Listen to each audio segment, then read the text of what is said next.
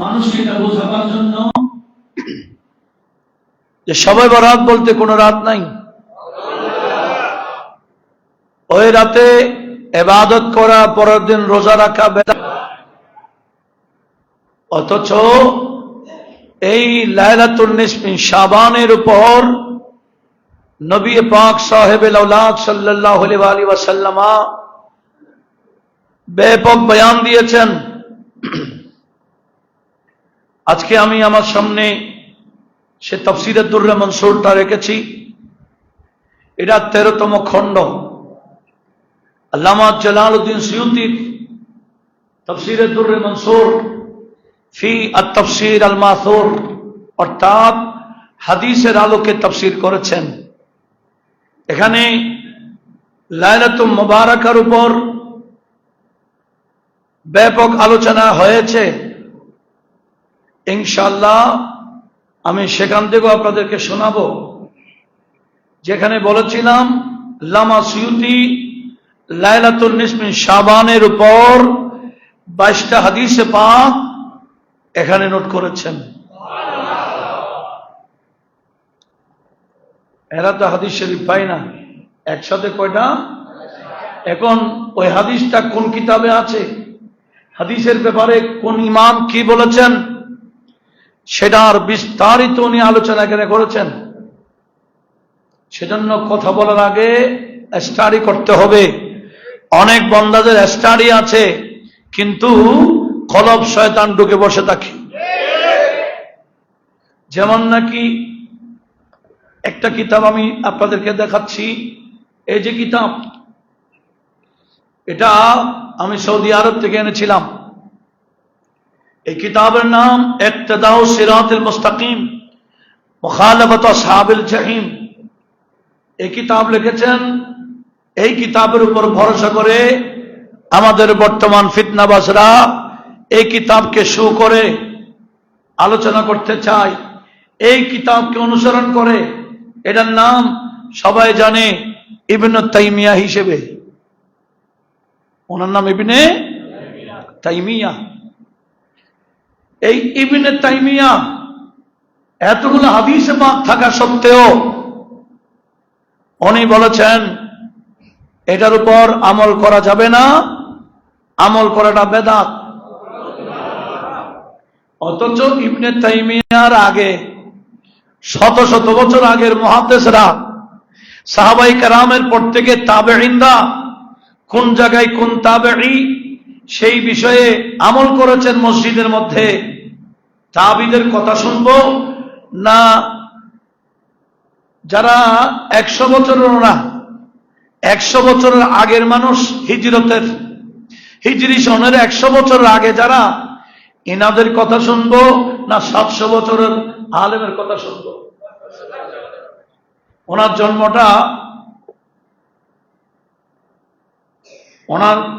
জন্মটা হচ্ছে 661, এন্তেকালটা হচ্ছে 728 ইবনে তাইমিয়ার।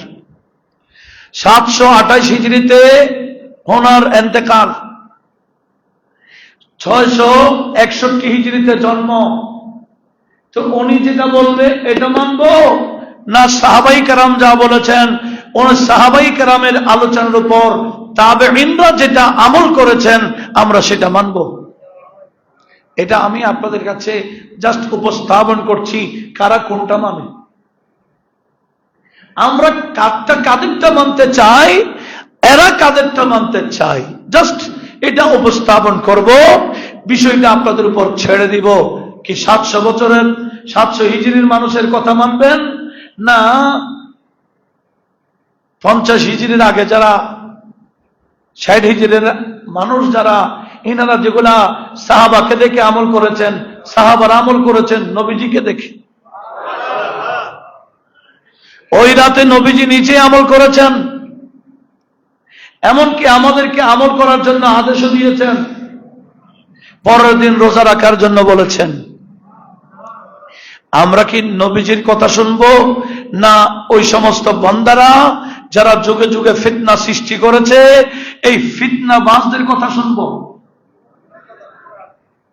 আমি একবার বলেও ছিলাম, ইবনে তাইমিয়া দামেস্কের জামে মসজিদে আলোচনা করছিলেন মিম্বরে। তো একজন জিজ্ঞেস করেছিল যে প্রতি রাতে রব্বুল আলামিন সামাই দুনিয়াতে আসে, প্রথম আসমানে আল্লাহ আসে, বান্দাকে ডাকে, এটা আল্লাহ কিভাবে আসে? তখন উনি তৃতীয় থাকে ছিলেন, তৃতীয় থাকতে দ্বিতীয় তাকে নেমে বলছে, আমি যেভাবে নেমেছি আল্লাহ এভাবে নামে। এটা বলার পরে ওনাকে এখান থেকে বের করে মসজিদে মারে নাই, বাইরে নিয়ে জুতা দিয়ে সবাই মারছিল। এরপরে তাকে জেলখানায় আবদ্ধ করা হয়েছিল। এইটা হলো ফেরকায়ে মুজাসসামার আকীদা, জাহান্নামী ফেরকার আকীদা। আর যে বান্দাকে দামেস্কের মানুষ জুতা পিটা করেছিল, আজকে আমাদের দেশে কিছু বান্দারা তার আকীদা আমাদের দেশে প্রচার করতে চাচ্ছে। এগুলা সাধারণ মানুষ জানে না, এগুলা জানার জন্য স্টাডি করতে হবে। আর বাংলা বই পড়লে হবে না, এই ধরনের আরবি কিতাব পড়তে হবে। এগুলা আরবি কিতাব শেষ জবান নাই। আমার সামনে 3টা কিতাব আছে আরবি, এখানে একটা তো শেষ জবান নাই। পড়তে পারবেন? এই যোগ্যতা অর্জন করা ছাড়া কথা বলা মানে মূর্খতা, জাহালতি, ফিতনাবাজি। আল্লাহ পাক এই ফিতনাবাজ থেকে আমাদের সবাইকে হেফাজত করুক, আমিন বলি। আমি যে বিষয়টা আপনাদের সামনে উপস্থাপন করতে চাচ্ছিলাম, গত জুমা যে কিতাবটাকে থেকে আমি আপনাদেরকে রেফারেন্স দিচ্ছিলাম, আল্লামা ইবনে রাজব হাম্বলির লতাইফুল মাআরিফ ফিমা আল মামাসিমুল ইলমি মিনাল ওয়াজায়েফ, এই কিতাবের 182 নম্বর পৃষ্ঠা থেকে আমি আপনাদেরকে শোনাচ্ছি। লক্ষ্য করুন, সেখানে কি আছে? এখানে আছে লাইলাতুন মিন নিসফি শাবান, শাবানের 15 তারিখ রাত, কানা তাবিউনা মিন আহলে শাম, ওই দামেস্কের, শাম মানে দামেস্ক, শাম সিরিয়ার বড় বড় আলেমরা তাবিদের মধ্যে সাহাবী যারা সাহাবীদেরকে দেখেছেন, এইরকম তাবিঈনা কা খালিদ বিন মাহদান ওয়া মাকহুল ওয়া লুকমান ইবনে আমির ওয়া গায়রুহুম ইউআযিমুনাহা ওয়া ইস্তাহিদুনা ফিহা ফিল ইবাদা। বলে তাবিঈনা সাম্রাজ্যের এই লাইলাতুন নিসফি শাবান 15 তারিখ যখন আসে, ওনারা ওই রাতকে ব্যাপক সম্মান করতেন। ওয়ায়াজতাহিদুনা ফিহা মিনাল ইবাদা, বিভিন্ন ইবাদত বন্দেগী করে রাত কাটাইতেন। তাহলে শবে বরাতে বিভিন্ন ইবাদত করে রাত কাটানো, ইজতিহাদ করে, কষ্ট করে রাত কাটানো ইবাদতের মাধ্যমে, এটা তাবিঈদের আমল ছিল। ওয়া আনহুম হাদুন নাস ওয়া ফাদলাহা ওয়া তাযীমাহা, ওনাদের থেকেই গোটা বিশ্ববাসী এই শবে বরাতের তাজিম, ফজিলত, সম্মান এগুলা গ্রহণ করেছেন। একটু জোরে বলি না। আমরাও গ্রহণ করেছি কাদের থেকে? তাবিঈদের থেকে, সাহাবীদের থেকে। সেজন্য যারা, আমার নবীজি বলেছেন খায়রুল কুরুনি কারনি, শ্রেষ্ঠ যুগ হলো আমি, যে যুগে আমি নবী সাহাবায়ে কেরামকে নিয়েছিলাম, এটা হলো শ্রেষ্ঠ যুগ। সুম্মাল্লাযীনা ইয়ালাউনাহুম, এরপরে আমি পর্দা হয়ে গেলাম আমার সাহাবীদের যুগ।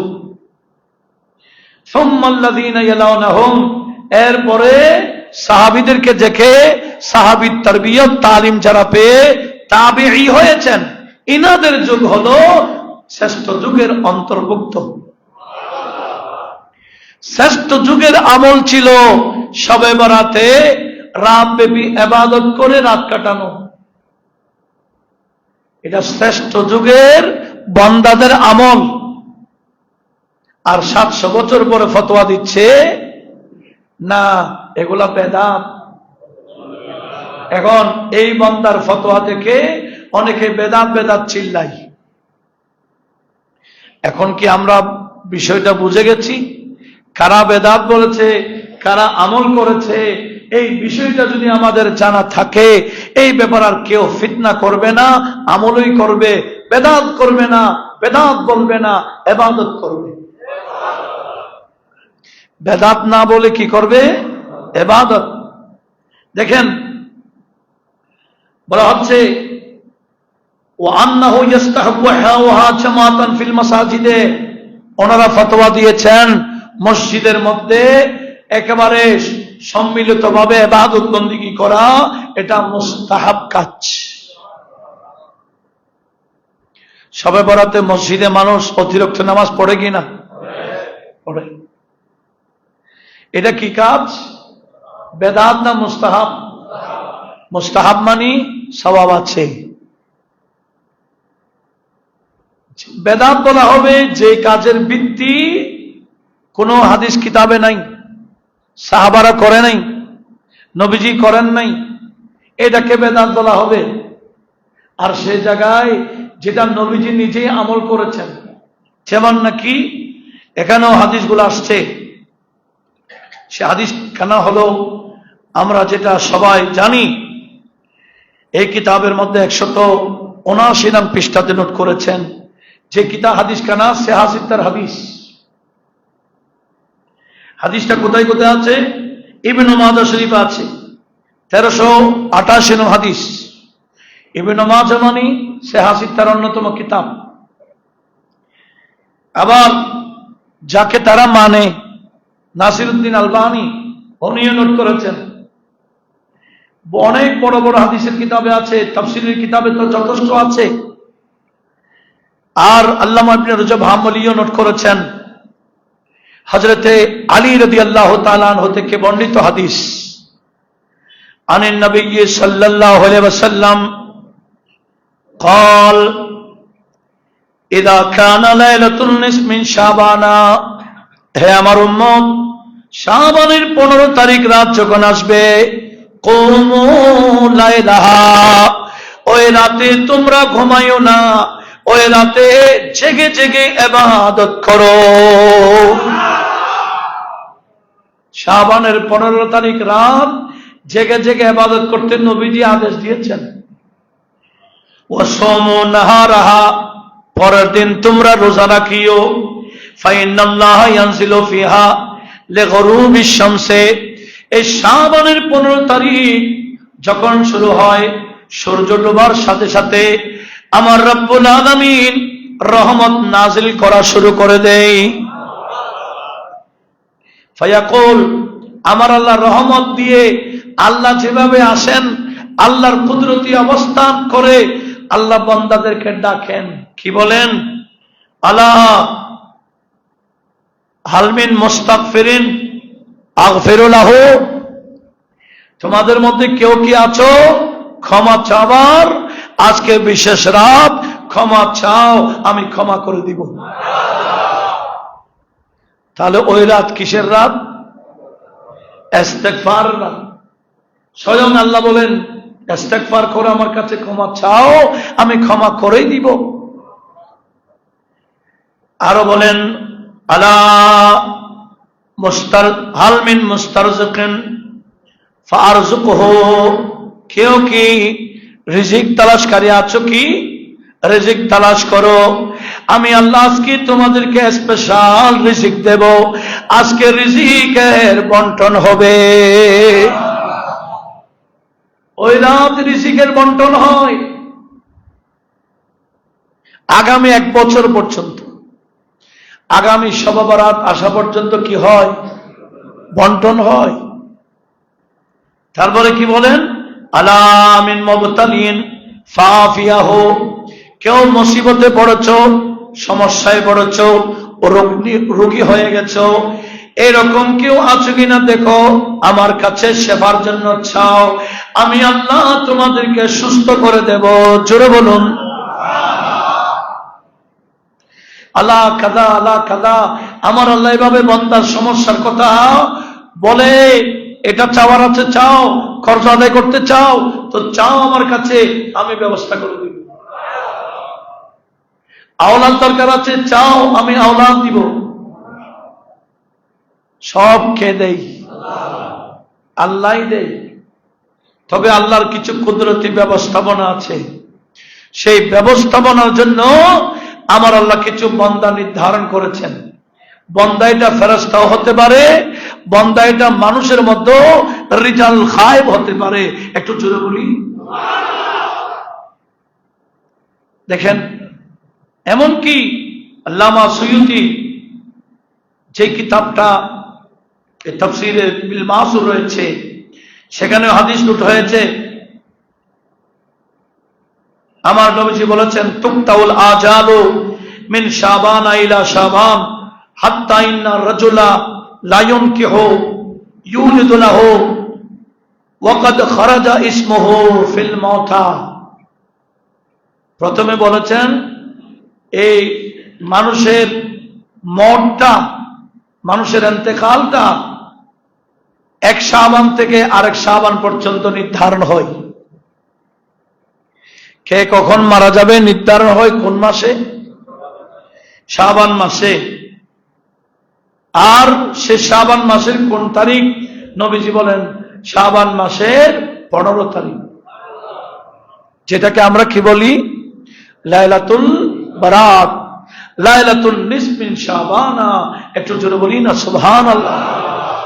নবীজি বলেন, উম্মত শোনো, শাবানের 15 তারিখ রাতে, 15 তারিখেই বান্দা কারা আগামী 1 বছরে মারা যাবে এদের লিস্ট করা হয়। এমনকি অনেক বান্দারা বিয়ে করে বাচ্চাও হয়ে যায়, কিন্তু তার নাম মৃত ব্যক্তিদের নামের মধ্যে লিস্টের মধ্যে উঠে গেছে। উচ্চ আওয়াজে বলুন সুবহানাল্লাহ। শাবানের 15 তারিখ এটা এমন বিষয়, যেই রাতে আমার আল্লাহ বান্দাদেরকে কার কি প্রয়োজন তো দিবেই দিবে। এমনকি ওই রাতে 1 রাত ইবাদত করবে, আর বান্দাকে শত শত বছর অন্যান্য বান্দারা, অন্য নবীর উম্মতেরা শত শত বছর পর্যন্ত যারা কি করে? ইবাদত করে যে সওয়াব পাই নাই, রব্বুল আলামিন বন্ধু নবীর সদকায় 1 রাতে তার চেয়ে বেশি সওয়াব দান করেন। সেজন্য আমাদের উচিত ওই রাতে কি করা? ইবাদত করা, ইবাদত করা। কিন্তু অনেকে কি করে? আতশবাজি করে। আছে কি না? শবে বরাতকে কেন্দ্র করে অনেকে মেলা করে দেয়। মেলা করা যাবে না, আতশবাজি ফোটানো যাবে না, কোন ধরনের বেহায়াপনা, অশ্লীলতা, শরীয়ত বিরোধী কোন কাজে লিপ্ত হওয়া যাবে না। কি করতে হবে? সেই জন্য আল্লাহর নেক বান্দারা যারা ইবাদত করতে করতে আল্লাহ পর্যন্ত পৌঁছে গেছেন, আল্লাহর নৈকট্য অর্জন করেছেন, এনারা বলেছেন অন্তত 100 রাকাত নামাজ পড়বা, যেটাকে সালাতুল খায়ের বলা হয়। এই শবে বরাতে সালাতুল খায়েরটা প্রসিদ্ধ বিষয়। হুজুর গৌসুল আজম জিলানী উনি এই ইবাদত গুলা করতেন। ওনার কুনিয়াতুল তালিবিন নামক কিতাবের মধ্যেও উনি সেগুলা বর্ণনা করেছেন। একটু জোরে বলুন না সুবহানাল্লাহ। লক্ষ্য করুন কি বলতে চেয়েছিলাম। হাদিসে পাকে আমার দেখা যায় নবীজি ওই শবে বরাতে নিজের কামরা থেকে উঠে রাতের গভীরে জান্নাতুল বকিতে জিয়ারত করতে দেখেছেন, যেগুলা সেহাসিত্তার কয়েকটা কিতাবে আসছে। শবে বরাতের মধ্যে অনেকে বলে এগুলা জয়ীফ হাদিস। শবে বরাতের হাদিস একটাও জয়ীফ নাই, সব হাসান পর্যায়ে পৌঁছে গেছে। একাধিক হাদিস সহিহ পর্যায়ে আছে, একটাও জয়ীফ নাই। জয়ীফ হাদিস যারা উসুলে হাদিস পড়ে এরা জানে সনদান জয়ীফ হলো একই হাদিস যদি ভিন্ন ভিন্ন সনদে পাওয়া যায়, এটা আর জয়ীফ থাকে না, এটা হাসান লে গায়রিহি হয়ে যায়। একটু জোরে বলুন। তাহলে শবে বরাতের একটা হাদিসও জয়ীফ আছে, দুর্বল আছে কেন? শবে বরাতের একটা হাদিসকে কেন্দ্র করে ভিন্ন ভিন্ন সনদের রওয়ায়াত হয়েছে। এটাকে বলা হয় শাওয়াহিদ, এটাকে বলা হয় তাওয়াবে। যে হাদিসের শাওয়াহিদ থাকে, যে হাদিসের তাওয়াবে থাকে, ওই হাদিসকে জয়ীফ বলা এটা মূর্খতা। হাদিসের বিষয়ে জ্ঞান না থাকার প্রমাণ দেওয়া। সেজন্য এরকম কোন মূর্খ যদি উল্টা সিধা বলে আমরা কি শুনব? তাদের এই কথা কি গুরুত্ব দিব? সেজন্য আমাদের প্রত্যেকের উচিত এই শবে বরাতের বিষয়ে আমরা যেভাবে আমল করে আসছিলাম, আমরা যাতে সেভাবে আমল করি। এমনকি আমার নবীজি যে হাদিসখানা সাদ করেছেন, কিছু বান্দাদের আমল ওই রাতে যদি তওবা না করে আমার আল্লাহ তাদেরকে কবুল করবেন না। কিছু বান্দা আছে যেমন নাকি মুশাহিন। মুশাহিন মানে যাদের অন্তরটা বেশি খারাপ, অন্যের প্রতি দুশ্মনী রয়েছে, বিদ্বেষ রয়েছে, হিংসা রয়েছে, যার অন্তরের মধ্যে আরেকজনের প্রতি হিংসা থাকে, বিদ্বেষ থাকে, আমার আল্লাহ ওই শবে বরাতেও ওই বান্দাকে কবুল করবেন না। হ্যাঁ, এই কলবটাকে যদি পরিষ্কার করে হিংসা বিদ্বেষ বের করে দেই, তখন তাকে আমার আল্লাহ কবুল করবেন। আপনি শবে বরাতে ইবাদত করবেন, আবার মানুষের প্রতি বিদ্বেষও রাখবেন, ওই বন্দার ইবাদত বন্দেগী, তার তওবা আমার আল্লাহর দরবারে কবুল হবে না। সেজন্য আজকে ওই রাতে আমাদেরকে একনিষ্ঠতার মাধ্যমে তওবা করতে হবে, অন্তরটাকে পরিষ্কার করতে হবে। কারো ব্যাপারে জুলুম করা যাবে না। আমার নবীজি বলেছেন, বান্দা তুমি জালেম হইও না, বরঞ্চ জালেমকে তুমি সাহায্য করো, মজলুমকেও সাহায্য করো। কি বলেছেন?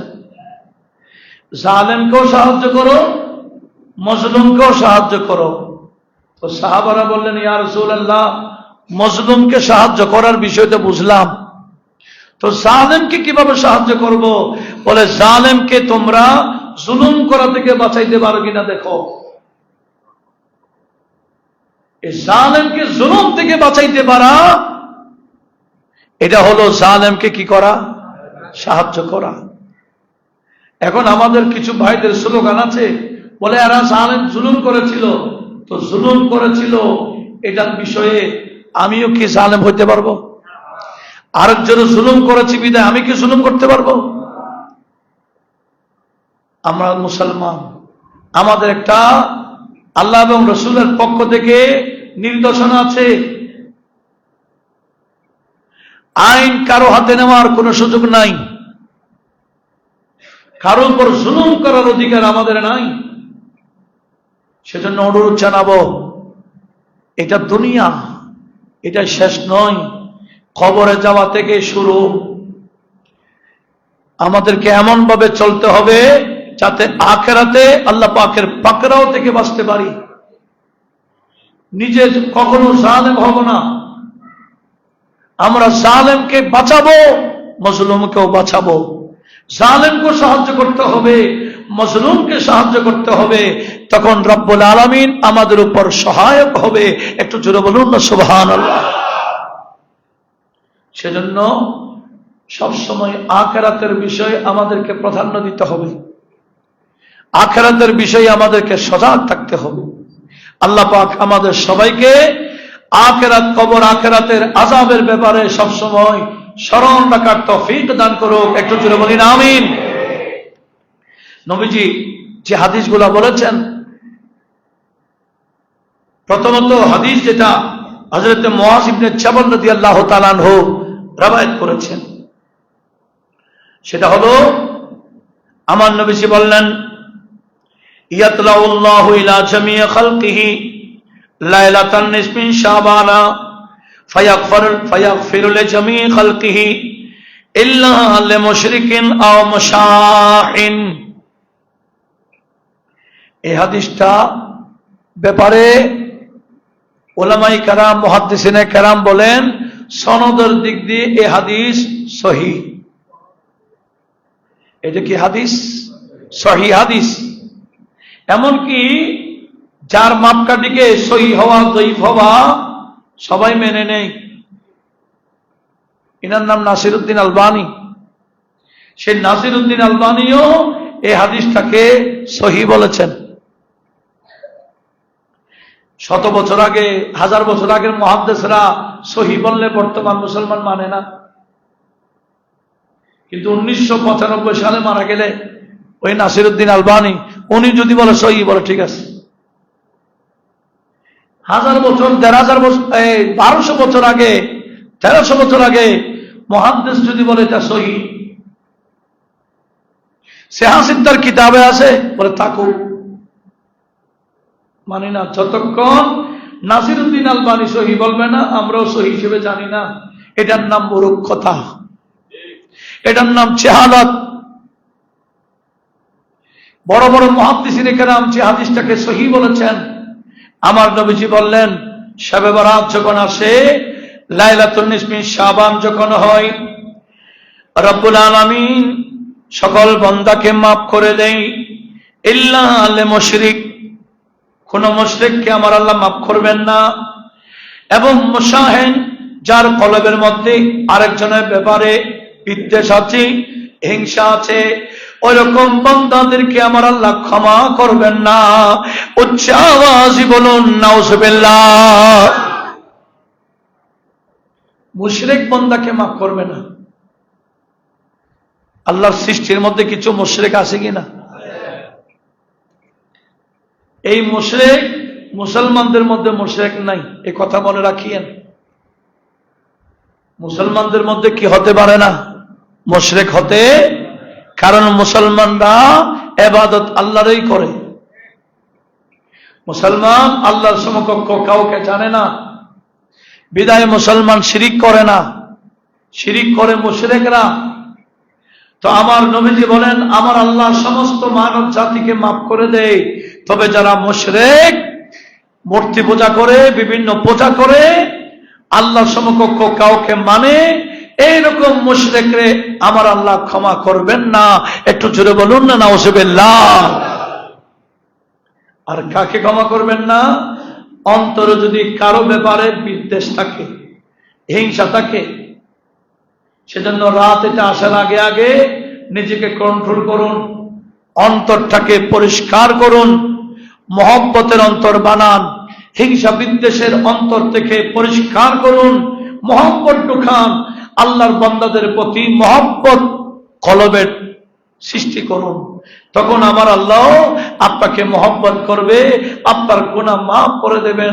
একটু জোরে বলুন না সুবহানাল্লাহ। এমনকি সিদ্দিক আকবর রাদিয়াল্লাহু তাআলা হাদিস বর্ণনা করছেন, ওয়ান আবি বকর সিদ্দিক রাদিয়াল্লাহু তাআলা قال قال رسول الله, বড় করে বলি, সাল্লাল্লাহু আলাইহি ওয়াসাল্লাম, ইযা কানাত লাইলাতুন নিসফি শাবানা ইয়ানজিলুল্লাহু তাবারাক ওয়া তাআলা ইলা সামাঈদ দুনিয়া ফায়াগফিরু লিইবাদিহি ইল্লা মান কানা মিন মুশরিকিন আও মুশাহিনিন লিআখিহি। আমি গত জুমায় আপনাদেরকে শোনাইতে চাইছিলাম যে শবে বরাতের হাদিসগুলো কয়জন সাহাবা নোট করেছেন, কয়জন সাহাবা বর্ণনা করেছেন নবীজির থেকে। আমি সেদিন শুধু বর্ণনা করেছিলাম সিদ্দিক আকবরের বিষয়টা। আজকে শুনুন সাহাবীদের মধ্যে কোন কোন সাহাবা এই শবে বরাতের প্রসঙ্গে হাদিস নোট করেছেন। 1 নম্বর বলেছিলাম সিদ্দিক আকবর, নবীজির থেকে এই সিদ্দিক আকবর হাদিসটা আমি তেলাওয়াত করে শোনাইলাম। দ্বিতীয় নম্বর হযরতে আলী রাদিয়াল্লাহু তাআলা আনহুর হাদিস, যেটাও আমি আপনাদেরকে বলেছি, নবীজি বলেছেন রাত ব্যাপী ইবাদত করবা, পরের দিন রোজা রাখবা। এই হাদিসটা মাওলা আলী শের খোদারা বাইত করেছে। হযরতে মুআজ ইবনে জাবাল, হযরতে আবু মুসা আশআরী, হযরতে আব্দুল্লাহ ইবনে আমর ইবনে আল-আস, হযরতে আবু সালাবা আল খাশানি, হযরতে আয়েশা সিদ্দিকা রাদিয়াল্লাহু তাআলা, হযরতে আকরামা, হযরতে ইমরান বিন হুসাইন, হযরতে আবু হুরায়রা রাদিয়াল্লাহু তাআলা, হযরতে আউফ বিন মালিক রাদিয়াল্লাহু তাআলা আনহু, এভাবে 11 জন সাহাবী শবে বরাতের হাদিস আমাদের নবীজির থেকে আমাদের পর্যন্ত বর্ণনা দিয়েছেন। শবে বরাত প্রসঙ্গে হাদিস বর্ণনা করেছেন কয়জন সাহাবী? এই মূল বেসিকগুলো আমাদের জানা দরকার আছে কিনা?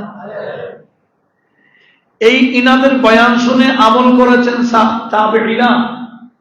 সাহাবীদের আমলে রাত জেগে ইবাদত করার সে পরিবেশ ওনারা পান নাই। কেন? ওনারা তো ইসলাম প্রচারেই ছিলেন। ওনাদের ব্যস্ততা লেগেছে কিসে? ইসলাম প্রচারে, জিহাদে। এনারা এভাবে ইবাদতের পরিবেশ পান নাই। পাইছেন কারা? তাবেঈদের থেকে। চতুর্দিকে যখন ফারুক আজমের আমলে ইসলাম যখন চতুর্দিকে ছড়িয়ে গেল, জিহাদ এক ধরনের অফ হয়ে গেল, তখন এখন প্রশান্তি ভাবে তাবেঈরা মসজিদে সম্মিলিতভাবে শবে বরাতের আমল এনারা করতেন। কিন্তু আমল করার জন্য বর্ণনা কারা করেছেন? সাহাবারা। কয়জনে? নবীজির থেকে। তাহলে ওনারা বয়ান দিয়েছেন, আমল করা শুরু করেছেন তাবেঈরা। সেই থেকে এই পর্যন্ত, তাবেঈ থেকে আমরা পর্যন্ত মসজিদে শবে বরাতের আমল চলছে। কবর জিয়ারত করেছেন আমাদের নবীজি। এই হাদিসটা রওয়ায়াত করেছেন আয়েশা সিদ্দিকা রাদিয়াল্লাহু তাআলা আনহা। সে হাদিস তার কয়েকটা কিতাবে রওয়ায়াত হয়েছে। আর আমাদের কি উচিত নয় ওই রাতে কবর জিয়ারত করা? কবর জিয়ারত করতে পারেন, মাজারও জিয়ারত করতে পারেন। তবে আমি প্রতি বছর একটা কথা আপনাদের সামনে উপস্থাপন করি, এবছরও বলতে চাই। সেটি হলো শবে বরাতকে কেন্দ্র করে গাড়ি একটা ভাড়া করবেন, বেশ কয়েকজন মিলে দূরে দূরে মাজার সফরে যাবেন। এটা হবে না, এটা করিয়েন না। কেন? কারণ আপনার রাত তো আসা যাবে কেন? আপনি যদি মেজবান্ডা শরীফ যান, আসা যাবে ক ঘন্টা যাবে? 4 ঘন্টা তো গেছে গা। তাই ইবাদত কখন করবেন? নামাজ কখন করবেন? ইস্তেগফার কখন করবেন? দরুদ শরীফ কখন পড়বেন? সেজন্য আশেপাশে যে সমস্ত মাজারাত আছে, আমাদের এলাকায় আশেপাশে বেশ কিছু মাজারাত আছে কিনা, আশেপাশের মাজার জিয়ারত করে, আপন মুরব্বীদের কবর জিয়ারত করে মসজিদে ঢুকে যান অথবা ঘরে চলে যান, নির্জনে ইবাদত করুন। কথা বলুন ঠিক কিনা? জিয়ারত রাসূল পাক করেছেন বিদায় আপনি আপনার মন গড়া করতে পারবেন। একটা পরিবেশ আমাদের দেশে আছে কিনা? অনুরোধ জানাবো, এক সময় পরিবেশটা করতে হয়েছিল। কেন জানেন? শবে বরাতে মাজার জিয়ারত বেদাত বলছে বলে উলামায়ে কেরাম বলছেন কি চাইলা হুলস্থুল করে করো, আমলের বেদাতের জবাব দাও। এটা একটা পরিবেশ ছিল। এখন শিক্ষিত ফ্যামিলি, শিক্ষিত সমাজ, অনুরোধ জানাবো আশেপাশের মাজার জিয়ারত করবেন, নিজেদের মুরব্বীদের কবর জিয়ারত করবেন। এরপরে বেশ কিছু আমল আছে শবে বরাতের, ইনশাআল্লাহ আগামী জুমাতে আমরা সে আমলগুলো শুনবো, যাতে সেই আগামী শুক্রবার দিবাগত রাত শবে বরাতে আমল করতে পারি। ইনশাআল্লাহ বলবেন। আর একটু মহব্বতে বলি ইনশাআল্লাহ। শবে বরাতে নবীজির আমল কি ছিল, শবে বরাতে সাহাবীদের আমল কি ছিল, শবে বরাতে তাবেঈদের আমল কি ছিল, শবে বরাতে আল্লাহর যারা ওলি হয়েছেন ওলিউল্লাহদের আমল কি ছিল। ইনশাআল্লাহ আমরা সেগুলা শুনবো যাতে আমরা আমলটা করতে পারি। আল্লাহ সে তৌফিক আমাদের সবাইকে দান। তাহলে শবে বরাত প্রসঙ্গে উল্টা সিধা কেউ বললে শেখ অমুক শেখ বলেছে বলে দলিল দিলে মানবো কি? শেখের এগুলাকে আমি আগেও বলেছিলাম, এগুলা শেখে কি নাজাত, ইবলিসের উপাধি। হাদিসে ইবলিসের উপাধি কি? শেখে নাজাত। বর্তমানেও শেখে নাজাত কতগুলো আছে কিনা? এরা বেদাত চিল্লাবে, এদের বেদাত নিয়ে এরা থাকবে, আমরা আমাদের ইবাদত নিয়ে থাকবো। আল্লাহ আমাদের সবাইকে আমল করার তৌফিক দান করুন। আমি